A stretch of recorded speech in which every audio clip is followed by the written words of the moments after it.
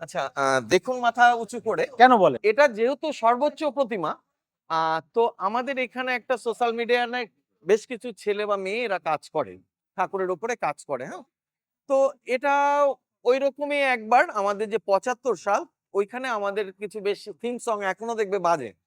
দেখুন মাথা উঁচু করে একটা থিম সং। তো এই থিম সংটা কিন্তু এখনো অনেকের মোবাইলের কলার টিউন রয়েছে। ওরাই এটাকে ওই ট্যাগলাইন করে দিয়েছিল যে এটা এভাবে। এতে আমাদের দীপ ব্যানার্জি নামে একটা ছেলে আছে, ওর একটা টিমও আছে।